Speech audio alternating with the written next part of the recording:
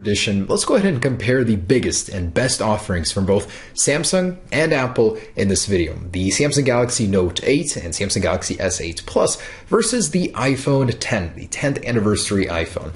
Now these things are extremely similar. They're selling at very similar price points. They're direct competitors to one another, but at the same time, they couldn't be any more different. So that's why this is such a difficult video to make, but I still wanted to make it. Now I wanted to preface this video by saying I'm not promoted by either Samsung or Apple. They do not pay me. They do not send me free products. I do not get pleasure from, having one win over one thing or the other do something better than the other. I mean, I'm just going to talk about these phones, how they compete on paper, and let you guys decide for yourselves which one is better for you. I'm not trying to promote one or the other, guys. So anyways, let's go ahead and see how these compare features, design, software, everything wise in one little video. And I'm lumping the Samsung Galaxy Note 8 and S8 Plus together into one just because they're very similar. Aside from a 0.1 inch screen difference, a dual lens camera that's not all too different in testing, and a stylus, they're pretty much the same phone on the inside. So I'll be comparing them both in one video just to make things a little bit easier. I wanted to start with build and durability. The iPhone 10 has a stainless steel border, something unheard of in smartphones. I mean, the Essential phone has a titanium border, but this is stainless steel. We don't hear about that much. This guy has an aluminum one. It's equivalent to aluminum 7000 in my earlier drop tests. Quite tough for aluminum, but still can gouge pretty easily, can dent. So I will be interested in seeing how these do compare in a drop test. As for the display materials, this has a Gorilla Glass 5 material, which is pretty durable. 80% of the time, from 5 feet, your phone will survive, according to Corning. Now, this guy has a new glass that Apple says is the toughest glass in the smartphone market right now. That's amazing. That's an amazing claim. I would really like to test that. Water resistance here is not on the same page. The iPhone X has an IP67 rating, unfortunately, which was rumored to be the IP68 rating of the Note 8 and Galaxy S8 Plus. So this guy can go 5 feet underwater for 30 minutes and survive. This guy can only go 3 feet. So quite a divide there, unfortunately. Not as pool friendly, the iPhone 10. Now, comfort and usability. The iPhone 10 is a device that can easily fit in the palm of your hand. And for me, I can reach almost every area of the display with one finger. That is amazing. This is a phone that's definitely not made to be used with one hand. I mean, you got to stretch so far just to get anywhere. And of course, it has a stylus, so it's not really meant to be used with one hand. It's meant to be precisely manipulated with this stylus, to get a bigger picture, to multitask, and that's not something you can do effectively with one hand. So these definitely have a different approach to the displays. You've got a 5.8 inch one here, 6.3 inch here. It's huge, really. But believe it or not, this thing is beating out the iPhone 10 in terms of screen to body ratio. The Note 8 has an 83.2 versus an 82.9 screen to body ratio, just barely winning over the iPhone 10. And as far as unique screen technology goes, each have their own. So the iPhone 10 has the True Tone display, which will match the color temperature of your display to your ambience. It does also have 3D touch everywhere on the display, and it does support Dolby Vision for its HDR display. Now, the Galaxy Note 8 has that curved edge display, which you can use for several shortcuts.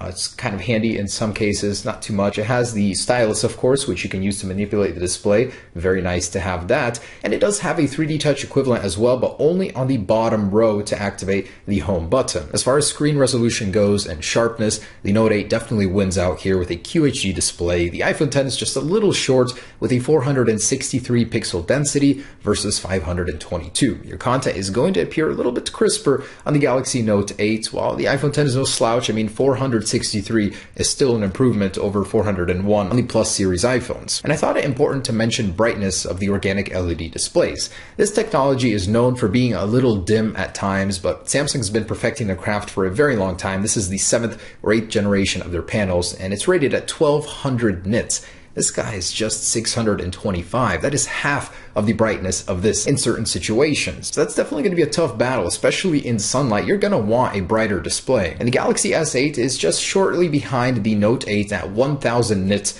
in ratings. And depending on which market you're in, you're going to get a different colored phone for the Galaxy series. I know the Note 8 comes in a gray, a blue, a gold, and a black, and the S8 comes in even more colors, All this guy just comes in two, silver and a space gray, otherwise almost a black. So unfortunately there was no third color option, the gold for this guy, just two. Now the cameras on these guys are actually incredibly similar. So both are 12 megapixels, both are dual camera sensors, both have dual optical image stabilization to give you that steady shot whether you're zooming or all the way zoomed out. The Galaxy Note 8 has one slight advantage here in low light. The aperture is 0.1 stop better. So lower, we've got a 1.7 and a 2.4 versus a 1.8 and a 2.4 on the iPhone 10. The iPhone 10 is more capable here. This is something I'm very proud to say Apple has worked very hard on with a new engine just for handling this kind of stuff. It can do 4K at 60 frames per second, whereas this guy can only do 30, and this can do 1080 at 240 frames per second. That is some very sharp, very incredible slow motion video. The actual flash unit too on the back of the iPhone 10 has been improved. It's still a 4x flash, 4 LED flash, but it has a 2x uniformity. So when you take a picture in the dark, it's going to look 2x as good as it places that flash where it needs to be. This guy is just a dual LED flash. While it's very bright, very good, it doesn't quite match the iPhone 10. Now turning to the front cameras, the Galaxy Note 8 does have a more powerful shooter here. 8 megapixels versus 7 on the iPhone 10. It's capable of QHD video at 30 frames per second, whereas this guy just has 1080p, and it's got a better low light capability. So the aperture goes down to 1.7 versus 2.2 on the iPhone 10. Although this guy does have a portrait mode for the front, both do have that feature for the rear cameras. This one does have one for the front, as well as the new light portrait mode, which you can adjust the lighting and stuff like that. This guy does not have an equivalent for that. And not to mention the new Animojis, the 3D facial tracking, which is a biometric safety feature, but also a really cool camera feature as well. Something that this guy cannot compete with. So as far as biometrics go, this does have a Touch ID sensor or fingerprint sensor on the rear. This does not have a fingerprint sensor anymore, removing that convenience factor. Although in this guy, the placement just kind of sucks, but it does make up for it with iris scanning. So if you want to have a Face ID equivalent, you do on the Note 8. This does not have iris scanning, but it has 3D facial modeling, which is also a great way to unlock your device securely. Now LTE. Apple actually caught up on the LTE speeds, as the official LTE speed of this guy is now 1 gigabit, matching this with a 150 megabit upload on both. And moving on to processors, this is truly one place that Apple dominates. They claim that the Apple A10 is the world's fastest smartphone processor, period, right now. In fact, in a test, the Samsung Galaxy Note 8 lost out in a real-world test to the iPhone 7 Plus. Can you imagine a processor that's 25% faster for the faster CPU cores and 70% faster for the lower-end, slower CPU cores?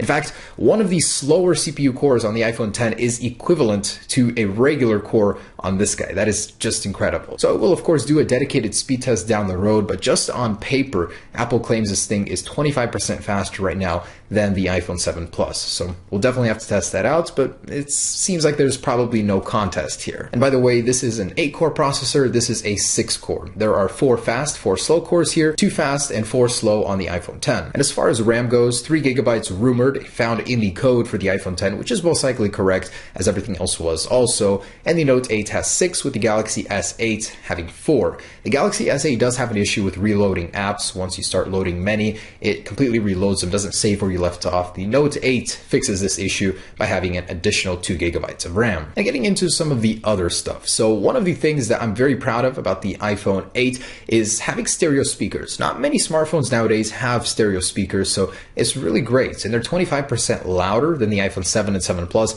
and have more bass now as well. But the Note 8 does make up for that with the headphone jack. Unfortunately, the iPhone 10 still does not have one. It will not get one anymore. So for the people that haven't updated to a full Bluetooth lifestyle, having that headphone jack probably is a convenience factor. And something I wanted to mention about the iPhone 10, you really can't put a price on convenience. And the W2 chip and upgrade over the W1 in the iPhone 10 is amazing. It now has 85% faster Wi-Fi and 50% more efficient Bluetooth, which means your connections to your products are only going to get faster now. That is awesome, and that is something that I absolutely love. The instant pairing with AirPods, with compatible products, really cool. As far as storage goes, this comes in 64 and 256 gigabyte flavors. This comes in 64, 128, and 256, depending on what market you're in, but also does have expandable storage, and that is a convenience factor factor, you can also not put a price tag on because you can upgrade your storage to whatever you want. SanDisk just came out with a 400 gigabyte micro SD card, and you better bet a lot of people will be putting that into this thing, exceeding the storage on the iPhone 10. Now, battery life, it's hard to measure because we don't know the actual milliamp content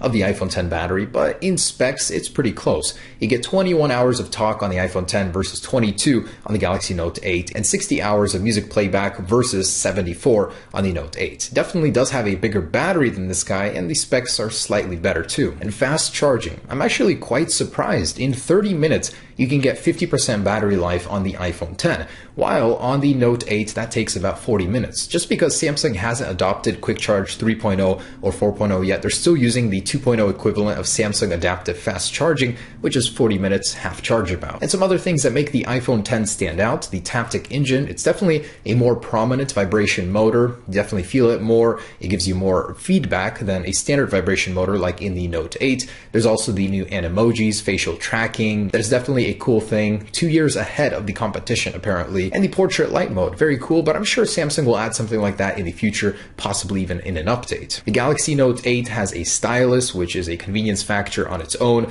Multitasking with this thing is much easier, not to mention split screen multitasking. You get an always on display with the organic LED display on lock screen, something of course Apple could add in the future, but don't have currently. There's a USB-C port, which means you can charge your laptop, your phone, anything with this same port. USB-C is becoming the standard, and Apple is still resisting it with their Lightning port. You can dock this thing and it becomes a literal computer. And price. So pricing here is actually pretty similar. The Galaxy Note 8 comes in at $929 on some carriers and jumps up to about $960 on others. This thing starts at $999 and then expands beyond that. You definitely get some things that you don't get on the other. They're pretty similar. Software, of course, sets them apart in more ways, but I'm not going to get into too much of that because it's mostly an Android versus iOS debate there. But I gotta say, both great phones. I love that they both do something that the other doesn't, giving you a reason to get one or the other. They are very similar phones, both with their bezel-less displays or close to bezel-less displays, massive batteries, wireless charging, dual cameras with dual OIS on both. Both have facial recognition.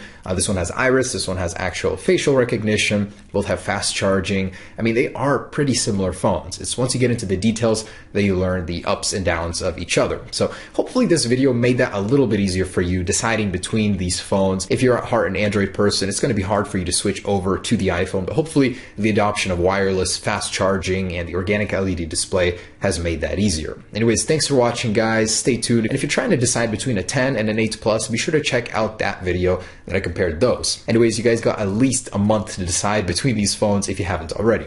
Peace.